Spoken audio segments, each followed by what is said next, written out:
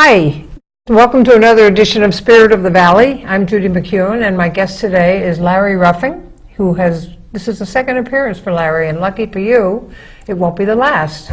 I'm excited because Larry's the fitness director at CCBA, and we are going to start doing a monthly show together, just because I want him on that often. He's a wealth of knowledge. We enjoy talking about it passionately when we do it a lot, and so we're going to make a regular thing out of this, so, you know, that should up our ratings. Anyway, we are going to talk about everything to do with health, wellness, fitness, and all the things that go into those areas. So I don't think we'll run out of material. And if you have ideas you'd like discussed in that area, and a lot of people have questions about and myths about exercise and fitness, and we'd like to dispel as many of those as possible. Absolutely. There's a lot of them out there. There are. So welcome. I'm glad you came back, and I'm glad we've got a plan to be, I think it's the second Wednesday of every month, so that's kind of cool. I appreciate it. Thanks. It's good to be back. It'll be fun.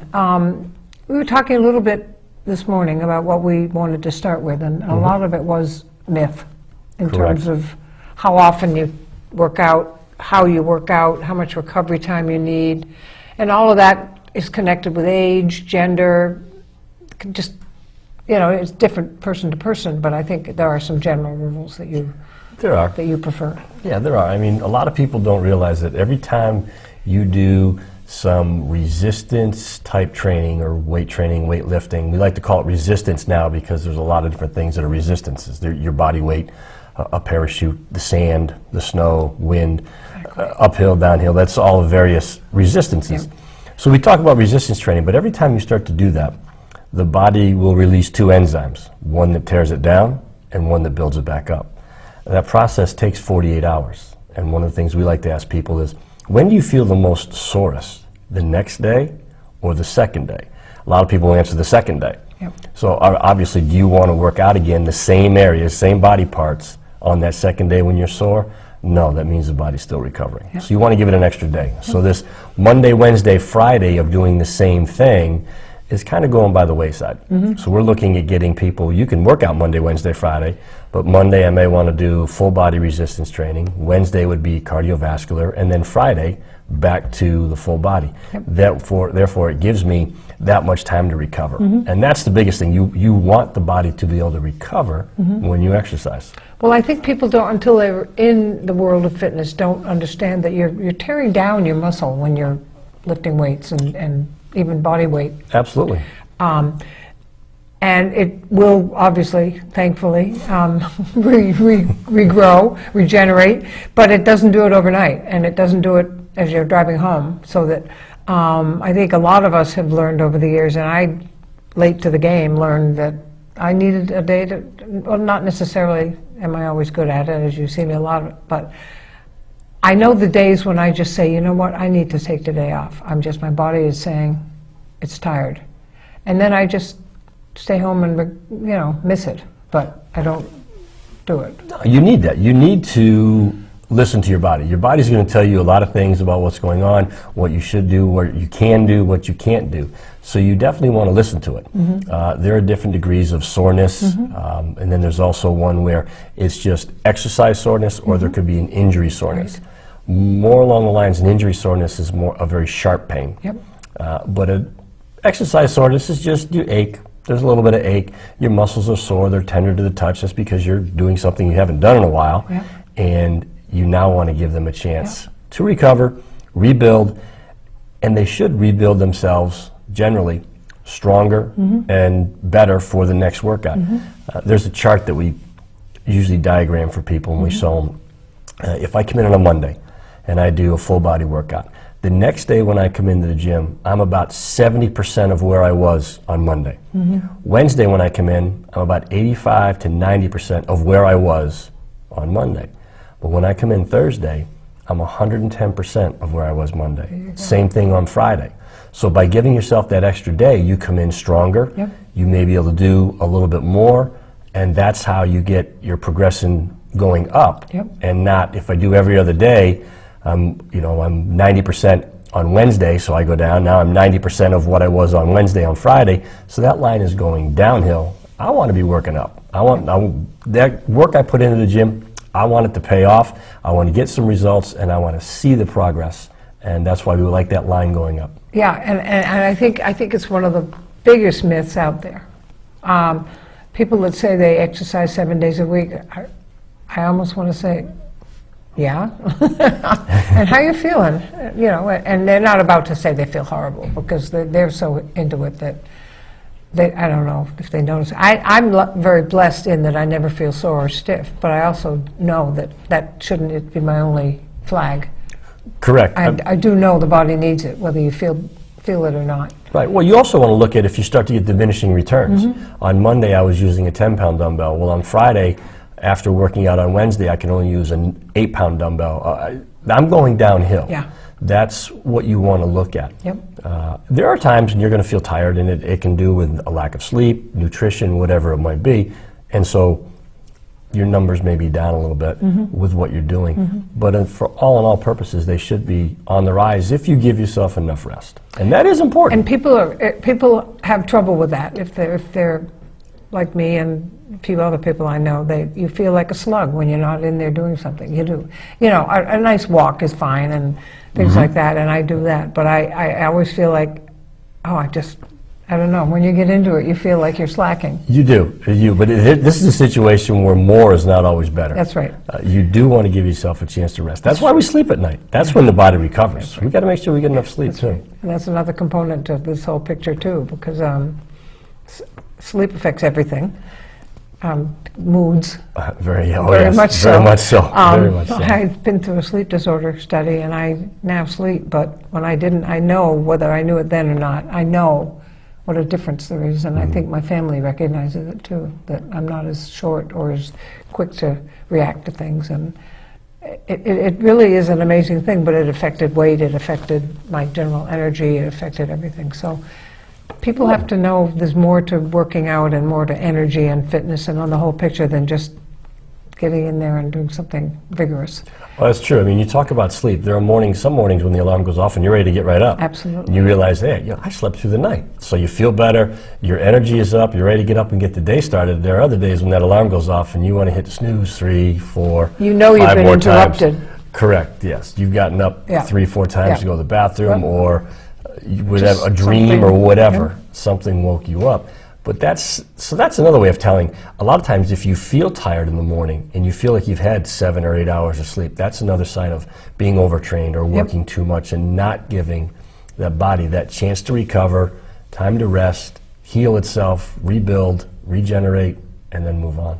I know a lot of people who do way too much overtraining, and eventually that's a medical issue. I mean, eventually, I don't mean it's a sign. It is a sign of other disorders, but I mean, it also is a chemical thing where their body chemistry just changes dramatically.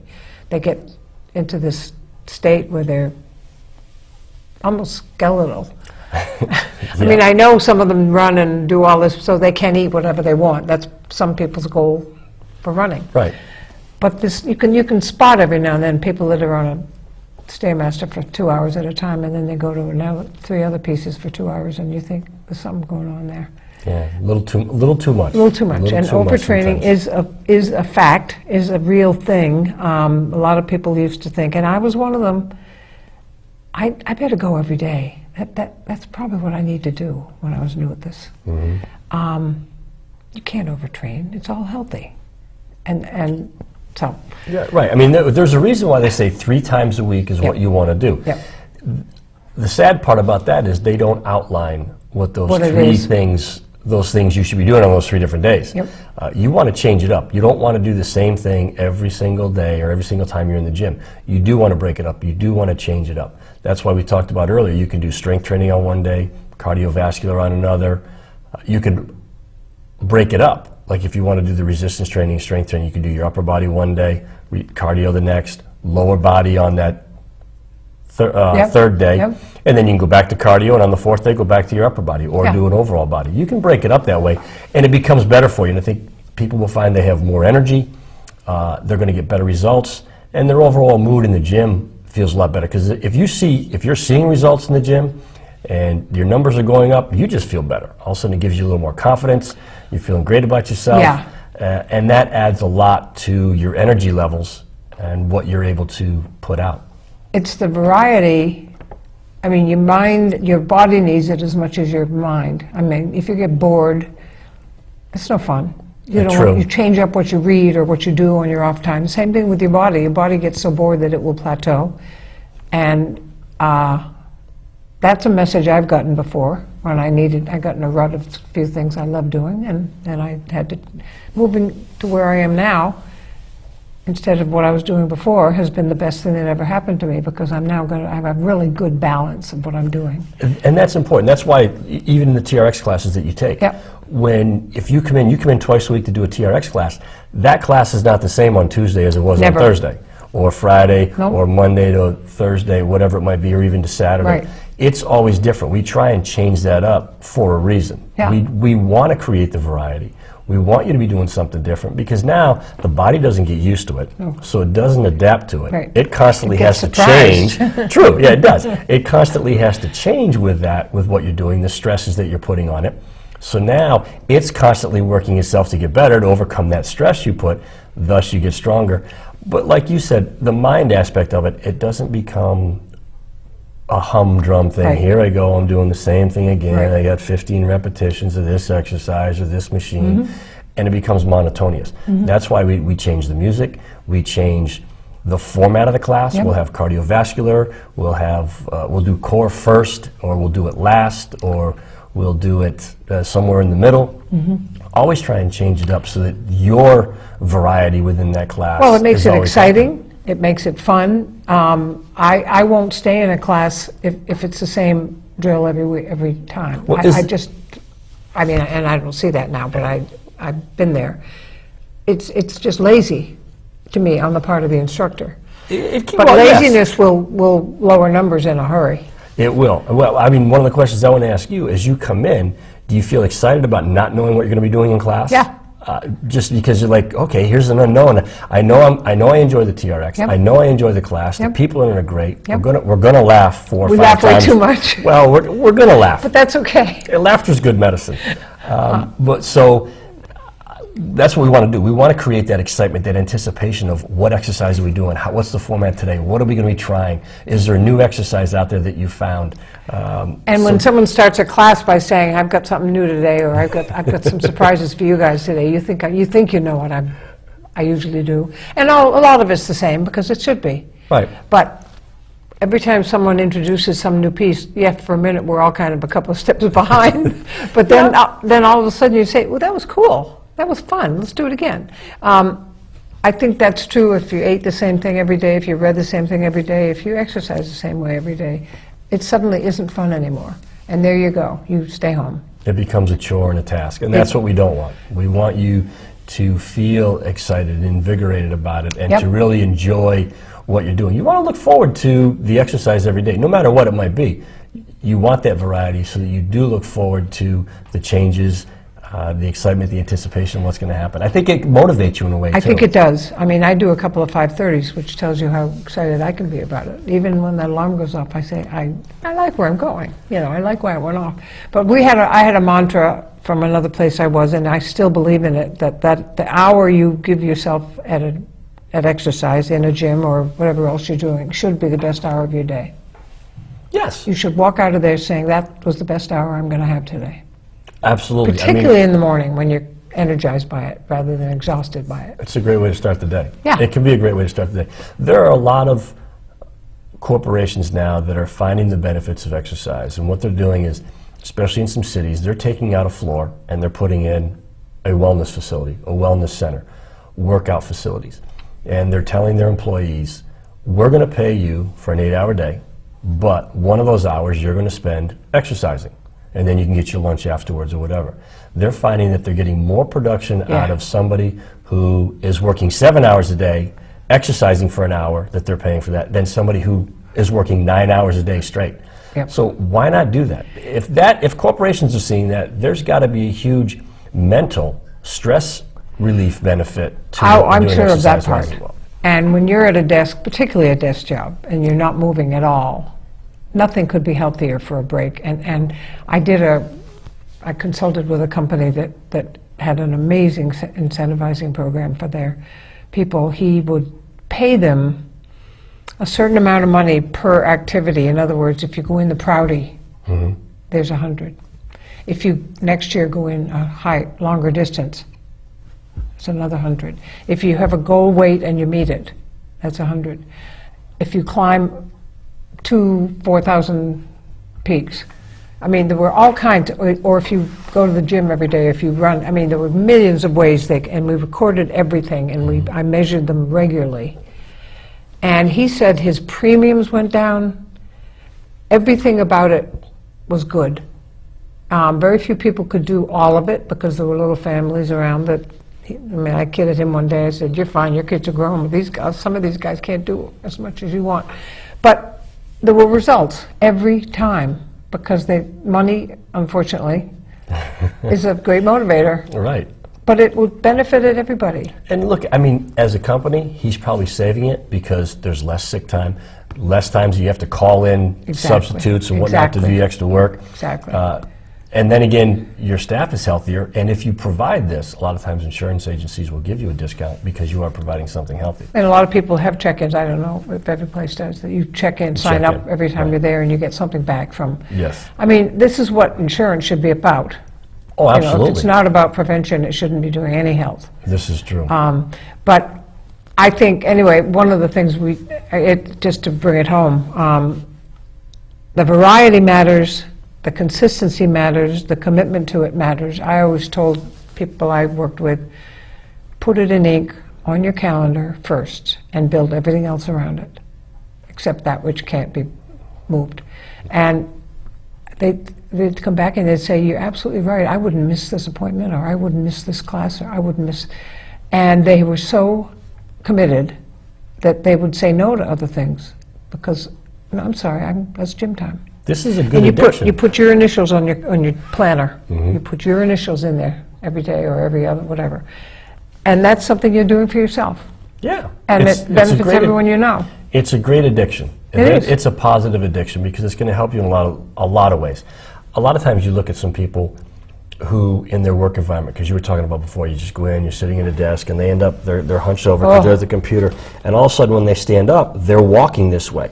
They don't get a chance to sit up, open up their shoulders, stretch out a little bit, and now their posture improves. Exactly. And I go back to, we have now had 3 different individuals come back after doing a TRX class, having done it for a while, strengthening their core, their lower back, their upper back, and all of a sudden they're anywhere from a quarter to a full inch taller because you're now standing up. And it's not that you've grown, but you're defeating gravity in the fact that my muscles are strong enough, it's holding myself up, I feel taller, I feel better, but you're standing that way permanently and not slouched over. And that's why when they go to see the doctors are amazed, wait a minute, you're supposed to be shrinking. Right, you're going the other way, and you've put on a quarter of an inch or a half an inch from the last time we saw you 6 months ago. And there are a lot of very simple things you can do, like against a wall, and you know, lots of little tests we used to do that would test, it would open people up, and it would show them that this is exactly the opposite of what you've been doing for the last 8 hours. And you've got to counter this with something like that. So I think it matters that people, this is why I would advise people that come into gyms or whatever to get a little bit of an introduction, get a little bit of an orientation of some sort so that they do know, they're not wasting their time. Right, you know, right. But I think there are a lot of myths that we can talk about over the days because I think I hear some funny stuff from people. And it can go from nutrition to age-related things. It can go to what their kids should be doing. I mean, there are just so many things to cover when it comes to this. Because if you call it wellness and not just fitness, you've got a big umbrella.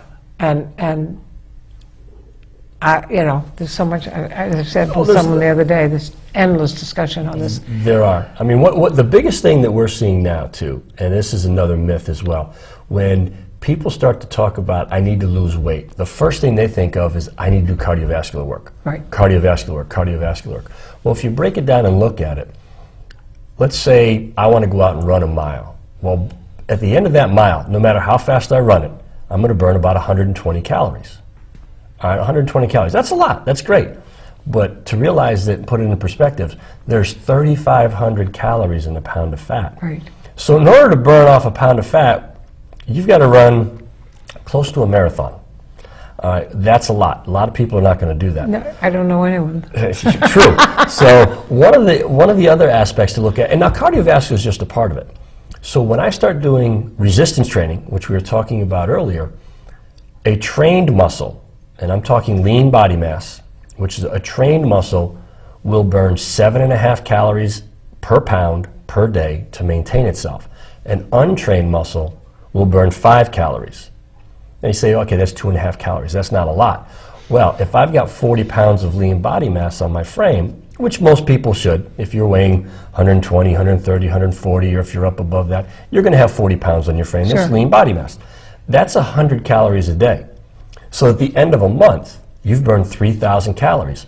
Almost the equivalency of a pound of fat, just maintaining what you have. Exactly. That doesn't count the calories that you've burned with the exercise you've done, or some of the other things that you're That's right. in your exercise routine. So you really want to do a combination of both, and not just cardiovascular. I got to run, I got to get on a treadmill, I need to get on an elliptical. Right. There are a lot of different ways, and we can expand on some of these things in the future talks. We will. That you can really affect the outcome of weight loss and changing the way your body is structured and built. And often the way, when I used to see a lot of language that was sort of camouflaged when I would ask what their goals were, or that they would say that they wanted to lose some weight.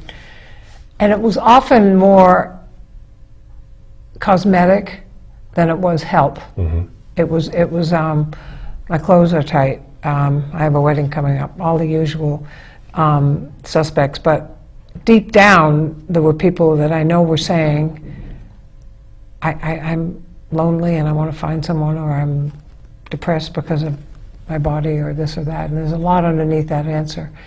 And it doesn't bother me which one they're going for. Right. You know, if they just pick something they will stick with and do it. And I don't know. I think we're going to find that there's so many ways to go off on so many tangents that we're probably going to get lost on our way. But we'll make a map. We'll make a map. So we can get back. We want to make sure we can get back. Well, that's fine. no, I just think there's so much that we can talk about, and I think we can have guests come in. I think we can have people come in that are real specialists, or I don't know. I just want to make the best out of this setup we have, because I am passionate. I'm almost at the 7-0, which really, yeah. You don't look it. Well, You don't look it. But I mean, it's the first time a number's ever said, "Keep going," you know, keep going. Don't let that stop you. Because by all means, no please age don't. should. No, it shouldn't. I see people, ageless people in that facility that are very, very faithful, very, very constant and committed, and they're doing it for the same reasons. I want to be able to roughhouse with the little guys in my life. It's about quality of life. There are a lot of reasons, a lot of goals out there that make you want to get the best out of what you've got and left. they're all good reasons. They're all good reasons. They're all good There isn't reasons. a bad one. Yeah, whatever your reason may be, that's what's going to keep you going. That's what's going to motivate you. But we're finding at the facility that our senior population is what's really growing. The demographic now is in our favor. Right. It's definitely changing. I think what we're seeing is that people are understanding that their quality of life is going to improve. And now I can play with the grandkids. I can get down on the floor and do those things. I can get back up without any problem. Exactly. And I can go to the soccer game. I can carry my chair to put it next to the field and watch the game. I can do these things and really enjoy it. And I'm not getting tired. It's an independence, too. There's a liberating thing to that, to not having to ask. You know, our generation got brought up a little bit stubborn about independence. You don't like to ask for help. You don't like to, you know. I just think that, and word of mouth, a neighbor will say, "What is it with you? You've got a spring in your step now. You look very different since you started your routine," whatever it may be. And it really catches on when you say, "Oh my gosh, I could feel that good. I'm your age. And I say it's not too late. It's never too late. It's never too late to make I changes. think the phrase is just plain keep moving. And it doesn't have to be strenuous. You don't have to join a gym necessarily. There are plenty of ways you can keep yourself Very much so. very strong and very healthy, and that's what it's about. We're done. This is quick. If all our half hours go as fast as this one, these guys are never going to get sick of us. I don't know. We used to say the TRX class is the fastest hour in the day. This may be the fastest half hour in the day. This And was wow. that's always a compliment to what has gone on here. In that, if you have enough, if you're on a subject in a category that you love and you're passionate about, time just it's done that with me this year with several people, particularly in the fitness active world. They just could talk about what they do. They're biking, they're hiking forever. Oh, it does become a passion. It is a passion. It really is. And when it is, you never quit. It becomes a lifestyle, and it's just how you are. And don't bother me, I'm going to the gym. Anyway, it's a very fast half hour. I realize, at least it is for us. I hope it was for you too, because that'll say something about how we did. But if you know any people, I've said this before, that don't get Channel 8, when these shows all get archived, they will be on catv8.org in the videos on demand section.